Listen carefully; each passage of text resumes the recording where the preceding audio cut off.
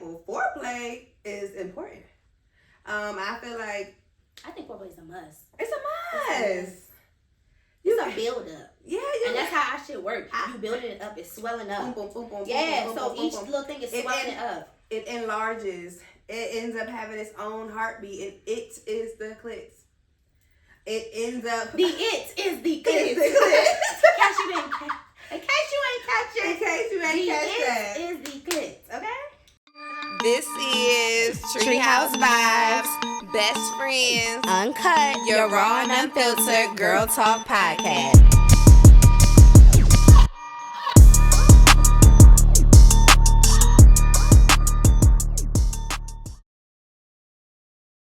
Hey everybody!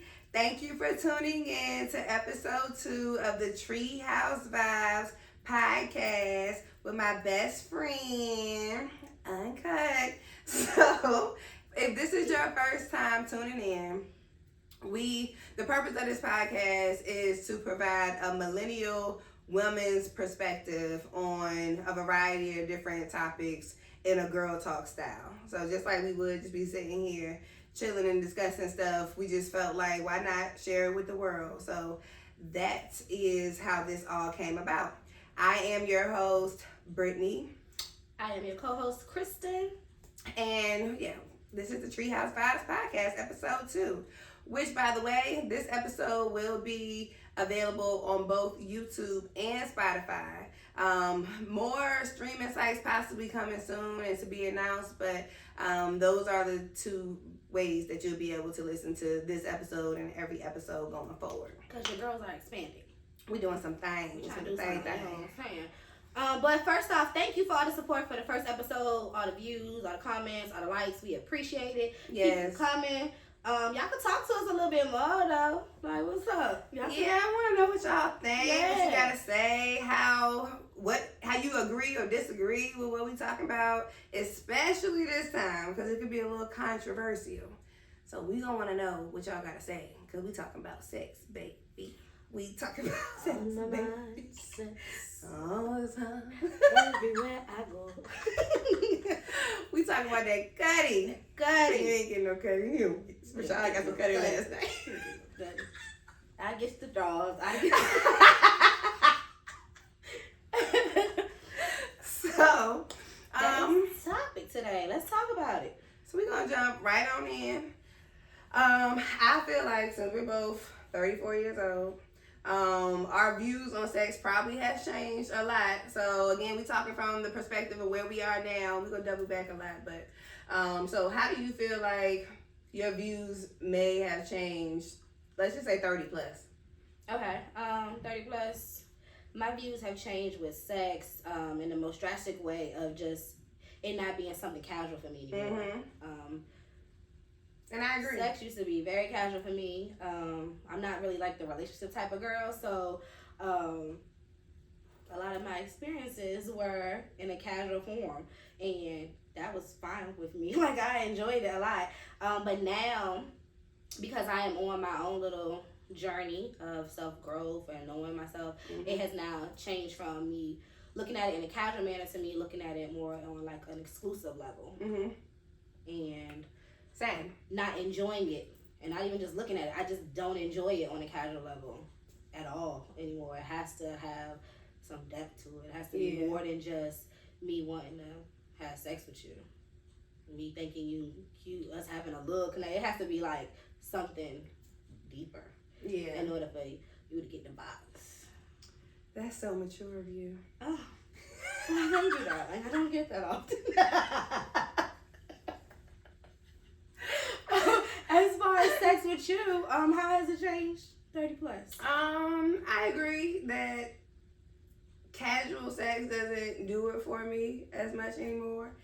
I haven't matured to the level of you as of yet, I would say.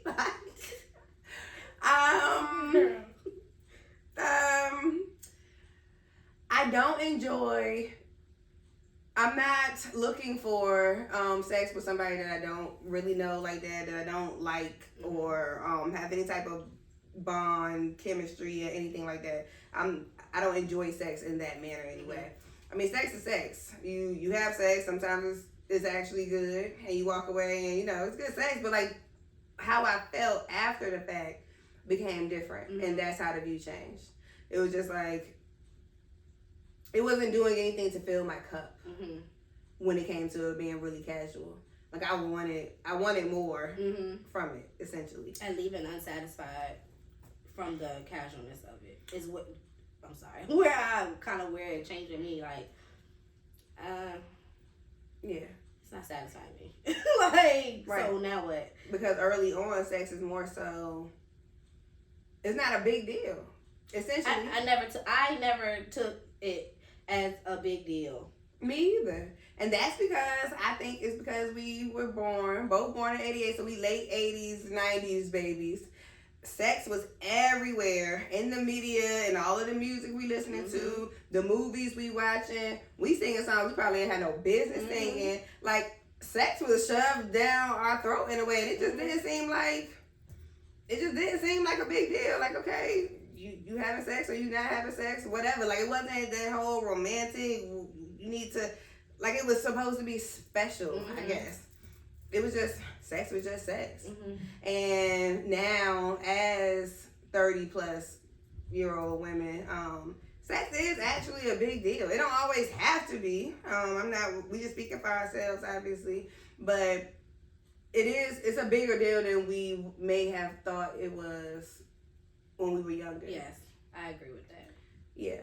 So, I feel like even when we were younger, we were, like we just said, thinking that sex wasn't a big deal, which means we were having casual sex, what we not doing now, which means we would have probably been called a hoe.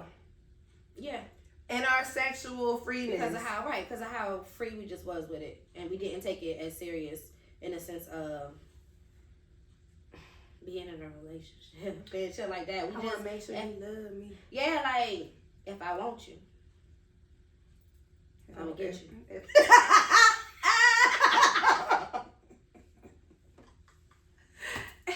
If I want you, I want you, and that's what it is. And that's what it is. And I feel like I didn't feel bad about it. You ain't nobody. I didn't have anybody around me that were like, oh no, like not at my age group telling me, oh no, you shouldn't do this or you shouldn't do that or nothing like that. It was like, go girl. Right. Amongst women. But when you look at society as a whole, or you look at how men view women, being more sexually free or whatever, it's completely derogatory.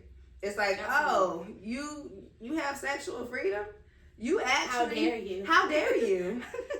It's nasty. You a hoe, you a thot, you every little derogatory term. You can't just be a woman that wants to explore her sexuality or not actually stick to one man and things like that. It's not okay for you to do that. These days, it seem like it's a little bit more out in the open because of media and things of that nature, because of like women rappers. Even though we did have Lil' Kim, but or Foxy, but they were like, they were still down her throat. Yeah, and they were like what's the word? They broke the door down for that. So they were, Lil' Kim was one of one at that time, where it's like most female rappers these days, and most of the women we see in media and stuff these days, that is gonna be what they're talking about, what they're showing, and what they're doing. And even though it seems as if there's this double standard, like we are the hoes if we are the ones that wants to explore and don't want to be in love and get married and all this before we have sex with somebody. We're seen as the hoes. And the man is seen as the man. You are the man. Yeah. Running through him. Yes, like, Big Daddy Kane. Like, you are the man on campus. The more the merrier. Oh yeah, you slept with this person and you slept with that person, and it's like a badge of honor. Like, there is no negative connotation, really. Especially, I would say, amongst men, but also women. Like, women will know, like, this person is a hoe, and how much is that really gonna change what you do with that person? Some people it might change a lot. A lot of people it don't. It don't. The people that's hoes ain't no secret. Mm-hmm. You know they at home. And it's just, yeah, I feel like it's like a weird bubble around us, men and women, as when it comes to navigating our sexuality and what we're supposed to do as women and what we are supposed to look like. Yeah, the double standard talk is crazy because also it comes from our media. Mm-hmm. It comes from, sometimes it even comes from your family and what traditions they pass down. You know what I'm saying? Or conversations they have amongst the women in their family, and it also comes directly from men too, because they're a trip. it's kind of confusing sometimes, mm-hmm. because it's like you want this woman, when you get her in the bed, you want her to be freaky, you want her to do things and be this nasty girl, but in order for her to be that, she has to have had some type of experience. But then when we start talking about experience, it's like, how many people have you slept with? Mm-hmm. You did what with this nigga? Like, it's just weird. Was I your first that did this? Yeah. Why you want to know that? Yeah, what? And then it's the fact that y'all out here being hoes and still suck in the bedroom. What are you doing?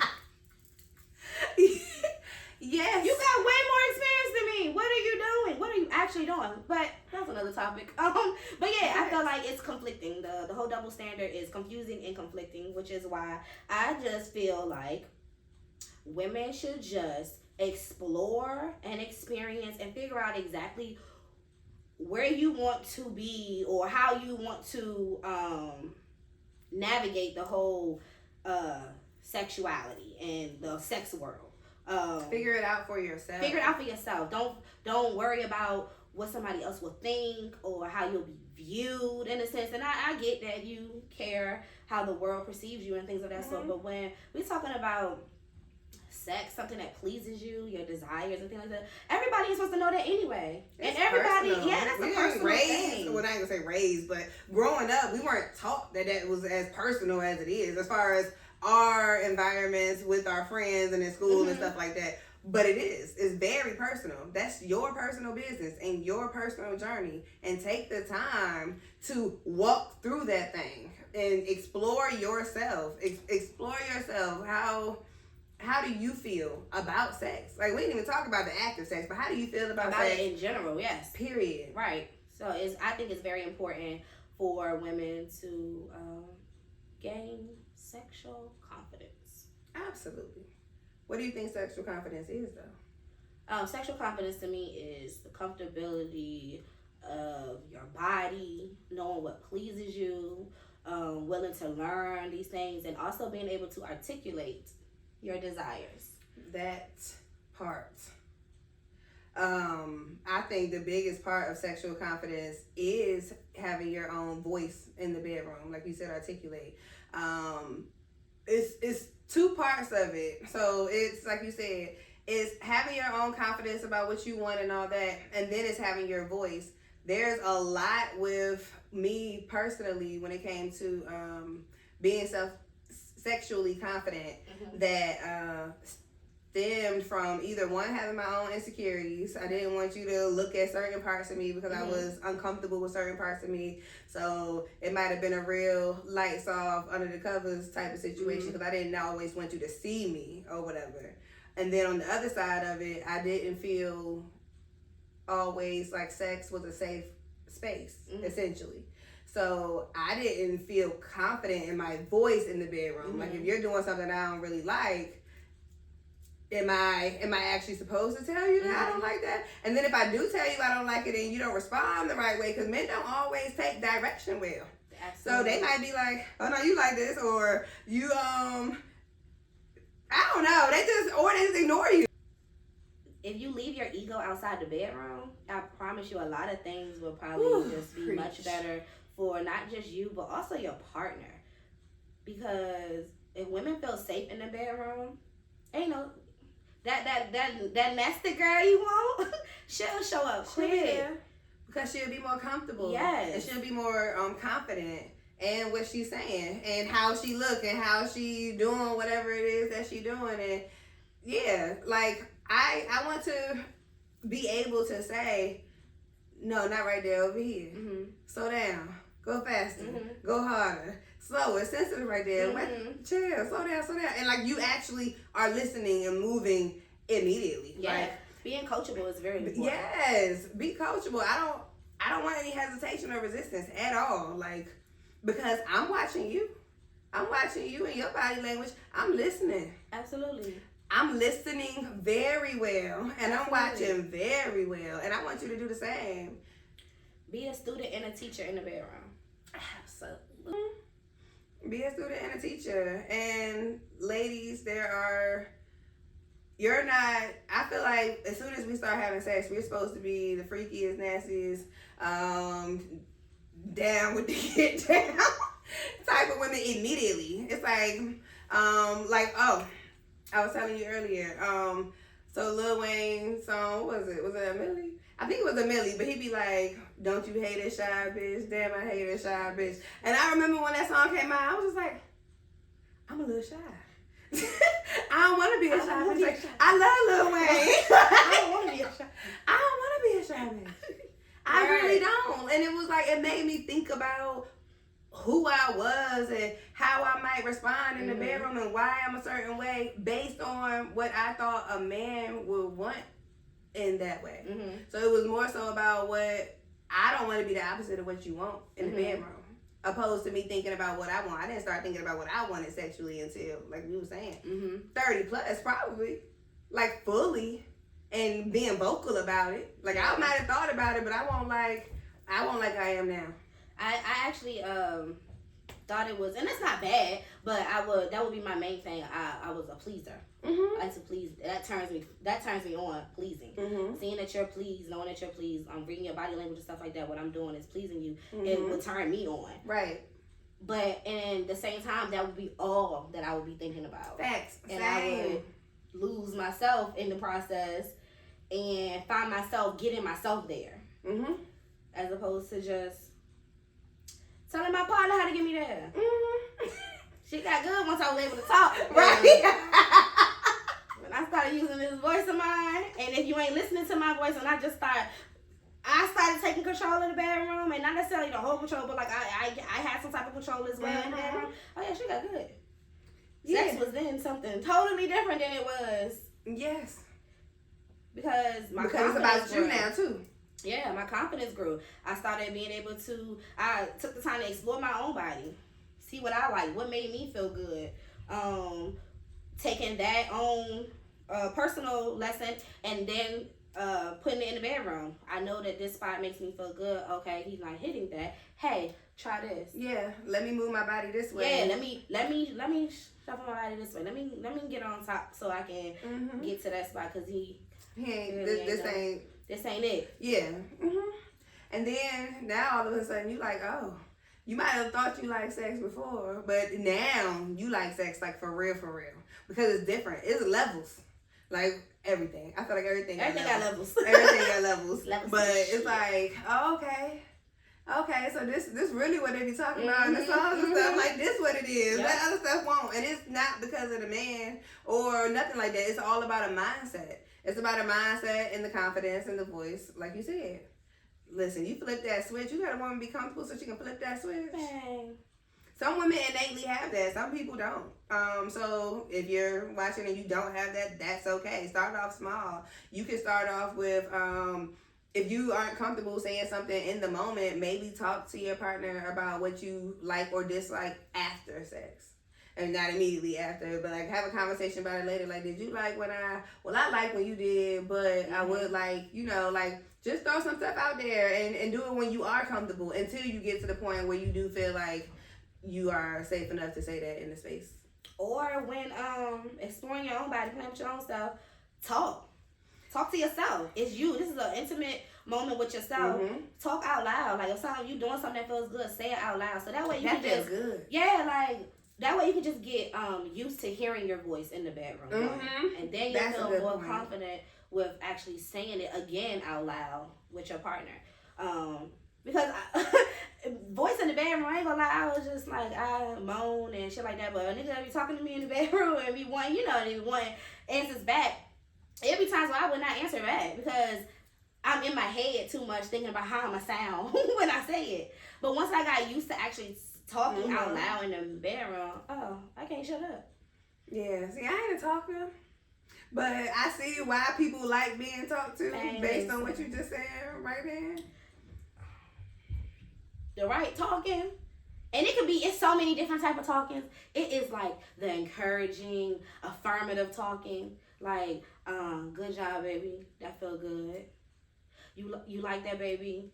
Oh, you look so good, babe. Like just affirmative stuff, like you doing a good job. Throw that shit back, like shit like that. Let them know that you're pleasing them. It's also the nasty kind where you just. Being nasty. You just being nasty. Like it's the I like being talked to a little bit. I just don't like talking back. Okay. I don't have you ever talked back or not really? Only if they wanted me to. It's weird to me. Like I don't have nothing to talk about. I'm focused. Like I feel like I'm all in like this tunnel vision. Like I'm almost meditating during sex or something. Like I don't have nothing to say. Like I used to not have nothing to say. I'm not a talker, but I'm a moaner. Yeah. So like I don't need you to say certain things as long as I can get some type of cues in audio, and you can talk if you want to, as long as you ain't. I don't want no questions. Don't ask me nothing, cause I ain't gonna answer you back. Yeah. So yeah, that is the. Everybody don't get the talking side, but when you do get the talking. But if I'm talkative, you good. You're doing great. Cause now I'm real comfortable. I'm literally like, yeah. What you say to me, I got a response back, and I'm a little sassy little thing too. So yeah. So yeah, it's just different things. Some people don't be comfortable with their body. Look in the mirror naked. Spend more time looking at yourself naked.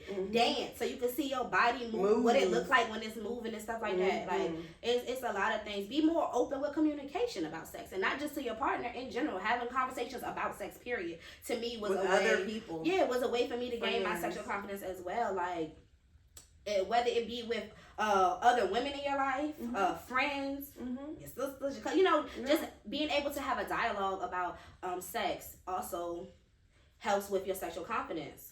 And then also just having a conversation about sex anyway, you can learn a whole bunch of stuff. Absolutely. And you can also relate to a whole bunch of stuff that you thought maybe you was feeling this by yourself. Yeah. That then makes you feel more confident. It's ways to, definitely, yeah. I think if we lead in the bedroom with sexual confidence, I think we'll be able to be pleased more, because I don't know if y'all been listening, but research is proving we not getting pleased in the bedroom like we supposed to. Women are not getting pleased in the bedroom. Studies have shown. The fact that it's so normal is weird to me. The fact that it's so normal, it used to be weird to me, but it makes sense, because if we talking about why we're not we don't have sexual confidence, because we ain't talking. A lot of times it's not a safe environment or safe space, and you can be in a relationship but still in the bedroom and be totally different in a sense of how comfortable you are with your partner, because your partner has to really not show interest. Obviously they got interest in you, they want to show cat, but you really gotta show that you observing me, paying attention to me, like my body language, what makes me that shows me that you really in here and not just trying to get pleased, you trying to please me too. That makes you comfortable. You feel, whenever you get comfortable, you feel safe, you willing to open up more. So yeah, which goes into what pleases us, us actually talking more about what pleases us, and that goes into the conversation that you were just talking about. If we are talking to our friends and playing with ourselves and exploring ourselves and seeing what we like, we'll know what pleases us, and then we can communicate with men about what pleases us, right? Like, for example, foreplay is important. I feel like I think foreplay is a must. It's a must. It's a build up. Yeah, and that's how our shit work. You building it up, it's swelling up. Boom, boom, boom, yeah, boom, so boom, each boom. little thing is swelling it up. It enlarges. It ends up having its own heartbeat, and it is the clit. It ends up. The it is the clit. In case you ain't catch it. In case you ain't catch that. The it is the clit. Okay. You get all foreplay gets all types of other stimulation happening, just like it does for men. So like, think about it like that. Like, go through it all, whether it's the oral sex, the whatever your girl likes. You have to take the time to actually explore that. A lot of people you don't know by default what she likes. You can't just start trying to eat somebody out and start looking at some titties and decide like, oh, I know you like that because you're a woman. Right. That's not true. You have to take the time to figure out what sets her off. Explore her. Right. And foreplay don't have to necessarily be in the actual intimate moment either. No. Foreplay can start at the beginning of the day. Like literally, foreplay can start in the beginning of the day where y'all leaving each other or y'all communicating with each other, and y'all could be sending each other like text messages or even pictures, and it don't have to necessarily be, the news or whatever, but it's just little stuff that's gonna make your partner be like, man, what the, I can't wait to get in contact with her, or I can't wait to get in front of her or whatever like that. But yeah, like I agree, foreplay is a must in regards to what pleases us. Things surrounding sex for me starts outside the bedroom, period. So not even talking sexual or foreplay. Everything that happens outside of the bedroom impacts the bedroom for me. I'm a feeler, I'm a thinker.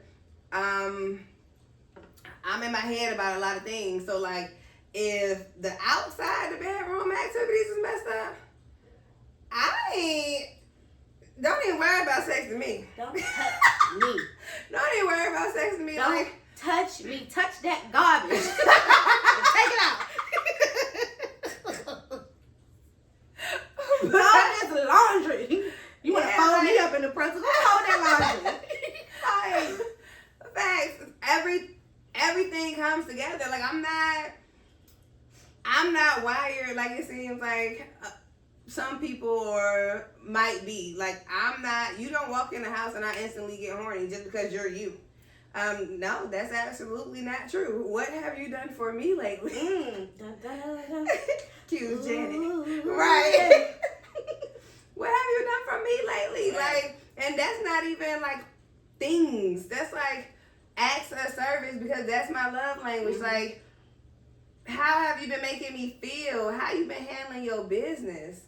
How are we gelling or not gelling? All that type of stuff impacts our bedroom for me, period. So, yeah, you gotta take care of it all. Yeah. Because you won't freak nasty want to see, can y'all do this right? But I think that handling business in other areas. Absolutely, because I think that kind of go hand in hand with me with mentally stimulating me. Yeah. You gotta my mental gotta be like, oh my God, you have to have fucked me mentally first. Like, you literally have to now. Like, and that wasn't a case back in the day. That was not. But it is. But now it is a priority, actually. It is. Like, it's a priority for me. Like, you gotta get my brain wet before you get my box wet. Ooh, like, Jesus, if you got that, oh, this is gonna be great for you. Like, it's gonna be fun. That is a priority. That's something that changed from back in the day. And I like compliments in the bedroom. I like you look good, you sexy, talking all that shit to me, like telling me telling me that I am beautiful, I'm sexy, my skin soft, I smell good, like all that stuff. Compliments in the bedroom is just really, it make you feel like you feel so sexy, and you just feel like you could just like whatever you want, whatever you want. Like, that's how you feel. Yeah. Yeah. It's like it puts you in another gear. Yeah. Shit up a notch. Turn this thing up a notch. Absolutely. Yeah.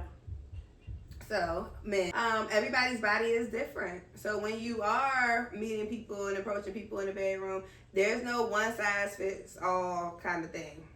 You gotta approach it like you've never had it before because you haven't. Be nice to it. Talk gentle to it. Play around like it's your playground or whatever. How is she responding to this? Right. And you could talk to her. And talk ask to her. questions. Yes. She knows her body, or y'all can learn it together. But yeah, talk to your partner.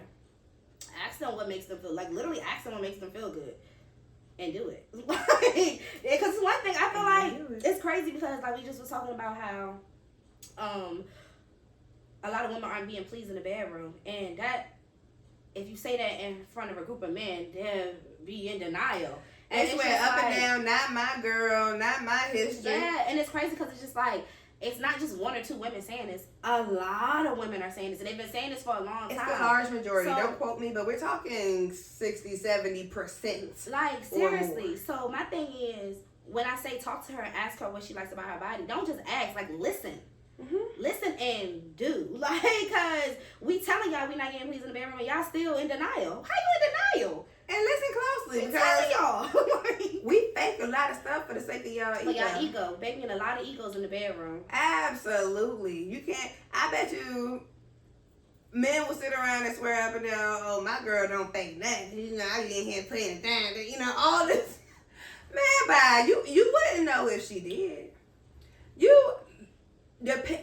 There might be some situations where y'all are just that sexually in sync. Mm-hmm. Where you do know. Mm-hmm. But I can guarantee for most people, most of the time, I could fake it and you will have no clue. Legs shaking, screaming to the top of my lungs, the whole shebang. Boy, I will make you think you sent me to the goddamn moon. You're probably talking to somebody right now saying how you did me, and oh, okay. Meanwhile, I done went back to my friend and was like, girl, fuck him. Or I put it on so I can get it over with. Right, I wasn't into it no more. He wasn't doing it for me. He didn't right. take direction. Our chemistry just won't there, because you can't always create chemistry with a person. Sometimes it just gotta be there or it ain't. And I just want to get it over with. And yeah, at the point, the old me was like, okay, well, I'm clearly not gonna get this off of you, so let me get this off of me, and then we can just hurry up and get this over with. I've done that several times. Mm-hmm. So besides us talking about men not necessarily understanding how to please us in the bedroom, what would you say is another thing that they might not quite understand? I would say that something that impacts men's perspective on sex in the bedroom is porn. Okay. And this is just regular porn. We ain't talking about porn addicts and stuff like that. It's a whole different situation or conversation. But I feel like porn has created a certain level of unrealistic expectations. Like, number one, it's on your phone. I'm pretty sure most people watch it on their phone, their computer, or whatever. You have instant access to porn, essentially. Mm-hmm. You have instant access to sex and getting yourself off whenever you want, as many times as you want. So all of a sudden, I feel like there's like this weird expectation that every single time you want sex, you're supposed to get it. Mm-hmm. And you're supposed to have it as frequently as you would like it, because it looks like in these pornos that they having these long drawn out sex things. There's multiple people, cream pies left and right. First of all, this is a movie. It is highly edited. Take 1, take 2, take 3, take 4, take 5. And I'm not walking around here trying to lead up to that expectation. If that's what you want, go get a porn star. I ain't doing it. You know why? You know why? Why? Tell me why. Because especially with me, in a long-term relationship, I feel like porn and a lot of things with the sex industry or whatever distorts proper expectations in a relationship about sex and what your what is a healthy sex life, what your woman is supposed to do, and things like that. Like, several times a day, several times a week, or bye. Right. No, that's it. I can tell a man right now, if you expect 5, 6, 7 days a week of sex, I ain't the one for you. Like, you might want to move along. Go ahead and get whoever to do whatever, because I have that's another thing men don't seem to understand. I have a very sensitive vagina. Mm-hmm. So all of this stuff that y'all seeing on these porns and stuff happening all of the time, no, we get sore. Mm-hmm. Semen, lube, condoms, all that stuff, depending on your depending on how sensitive your coochie is, like, impacts your pH. Like, listen, so when I'm uncomfortable and not feeling comfortable, it's packed up for you. Like, give me the space and the and the security within our relationship to be like, okay, yeah, 2-3 days in a row, yeah, I'm good, I'm sore. Like, because this ain't a movie. Mm-hmm. We aren't objects. Right. We are people with internal organs. It needs to breathe. I agree with you. It needs to breathe. And every time that you ask for sex, we don't always have to say yes. In fear of disappointing you.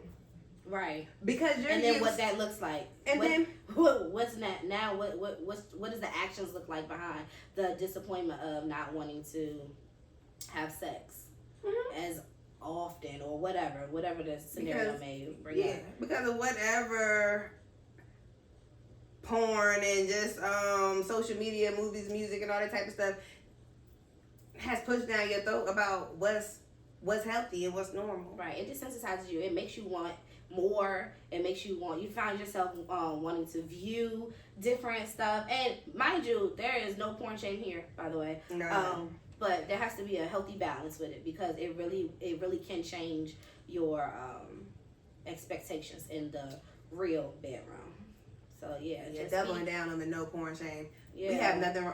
We like porn too. Yeah, absolutely. Okay. So yeah, there's no porn shame. No porn shame. Just make sure there's a balance and real expectations are still present, because if not, it can become a problem, especially in relationships. Mm-hmm. And then you find yourself just not being satisfied with nothing because you got this unrealistic expectation. You're insatiable. Right. And yeah, that's no good. Okay, so next, since we talked about how our views have changed with sex and all types of things, what would you tell your teenage self about sex? Teenage Brittany, I would let her know that just keep waiting. Sex is all the hype. I had sex later than most of my friends anyway. I was going to 12th grade, so in my head it won't hype back then. Mm-hmm. I just waited for no really good reason. But yes, it's all hype. Keep waiting. There's no rush. You ain't missing nothing. Hold on to your virginity as long as you can. 20-something-year-old Brittany, I would say, do your thing, big dog. Test the waters. Test the waters. Be free. Enjoy yourself. Be safe. Wrap it up. Get tested. All that good stuff. But have a ball. Have fun. Explore. If that's what you want to do. Because that might not be what you want. Whatever it is, stay true to what that is. If you want to have fun, have a whole bunch of fun with no shame. That's how I feel. Yes. Because, yeah. That was a good time. 20-something. 20 was a good 20s time. is good. So do you feel good. the same way about your 20s or your teenage? Yeah, same. Basically the same information. I would tell my teenage self just to wait to have sex. Don't feel pressure because of what's going on around you. And maybe the people that you're talking to or in a relationship with, don't feel pressured to do anything you don't want to do.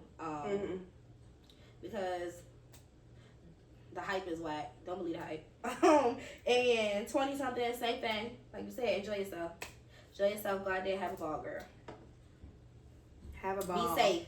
Look, be safe, but have a ball. Learn your body. Learn what pleases you. Don't let the world dictate to you what your sexuality is. Take the time to figure out what sexuality means to you. what do you like, what you don't like.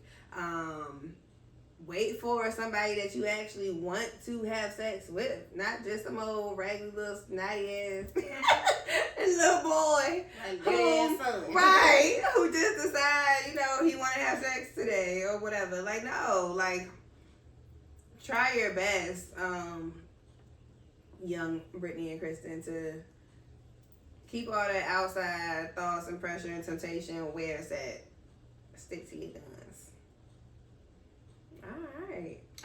We so wrap this thing up real nice. I think we did. I do also believe that there will be a part 2 to this topic. There will be a part 2. Sex is a very multi-layered conversation, because we can talk about sex as single people, talk about sex in relationships more. We can talk about theories and thoughts about sex that stem from our families, societies, histories, all that type of stuff. So there's so much more to talk about, and I think that it might be beneficial to have men as a part of that episode. I agree. So, men, if you are interested in joining us on that episode, hit us up. You can just hit us up on social media or whatever, or comment on any of the links, and we'll get back to you. But yeah, I think that'll be, it might be a debate, but I think it'll be enlightening. Yeah. I would. I think that'd be dope. I would love to see the episode. I would see how that plays out. Mm-hmm. So yeah, part 2 coming in the future. Yeah. Like she said, hit us up. Thank you for joining us. We hope that you enjoyed the episode. And we will talk to y'all later. Thank you. Bye. And cut.